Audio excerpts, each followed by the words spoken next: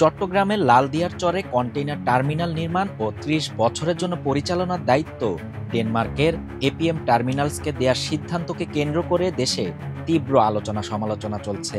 অন্তর্বর্তী সরকার একে বড় ধরনের বৈদেশিক বিনিয়োগের সফল পদক্ষেপ বললেও রাজনৈতিক দল, বিশেষজ্ঞ, শ্রমিক সংগঠন সহ অনেকে এটিকে অবকাঠামো বিদেশিদের হাতে তুলে দেয়া এবং জাতীয় স্বার্থ বিরোধী সিদ্ধান্ত হিসেবে দেখছেন।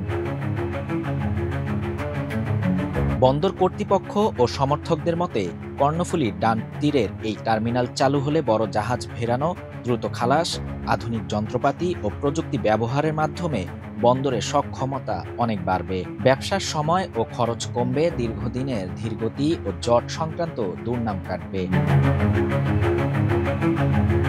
তবে সমালোচকদের অভিযোগ, সংসদবিহীন অন্তর্বর্তী সরকারের এমন স্ট্র্যাটেজিক চুক্তি করার অধিকার নেই। চুক্তি প্রক্রিয়া মাত্র ২ সপ্তাহে শেষ হওয়া, সরকারি ছুটির দিনেও কাজ এগোনো, এসবকে গোপনীয়তা ও অস্বচ্ছতা বলে মনে করছেন তারা। বাম দল স্কোপ সহ শ্রমিক সংগঠনগুলোর মতে জাতীয় গুরুত্বপূর্ণ স্থাপনার কাছে বিদেশি অপারেটরকে দায়িত্ব দেয়া নিরাপত্তার ঝুঁকি তৈরি করবে।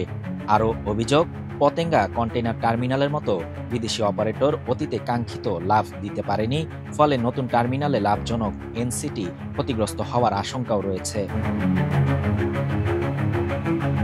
রাজনৈতিক বিশ্লেষকদের একাংশ এই সিদ্ধান্তকে বৃহত্তর ভূরাজনৈতিক প্রেক্ষাপটে দেখছেন। তাদের বক্তব্য, আন্তর্জাতিক শক্তিগুলোর টানাপোড়েনের মধ্যে বাংলাদেশের বন্দরগুলো কৌশলগতভাবে গুরুত্বপূর্ণ, ফলে দায়বদ্ধতার বাইরে গিয়ে এমন চুক্তি ভবিষ্যতে জাতিকে ঝুঁকির মুখে ফেলতে পারে। বিএনপি, সিপিবি, জামাত সহ বিরোধী দলগুলোর দাবি, এই চুক্তি অবিলম্বে বাতিল করতে হবে, নইলে নতুন সরকার আসার পর এটি বাতিলের ব্যবস্থা করতে হবে।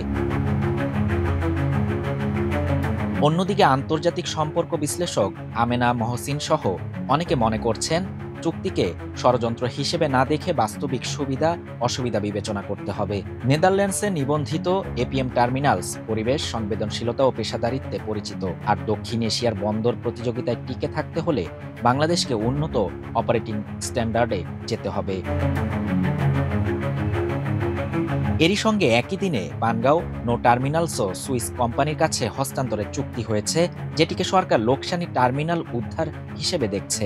সব মিলিয়ে চুক্তিটি দেশের বন্দর ব্যবস্থাপনায় এক নতুন পর্বের সূচনা করলেও এর বৈধতা, গতি, স্বচ্ছতা এবং ভূরাজনৈতিক প্রভাব নিয়ে গভীর বিভক্তি তৈরি হয়েছে, যা নিকট ভবিষ্যতে আরও রাজনৈতিক আলোচনার জন্ম দেবে বলে ধারণা।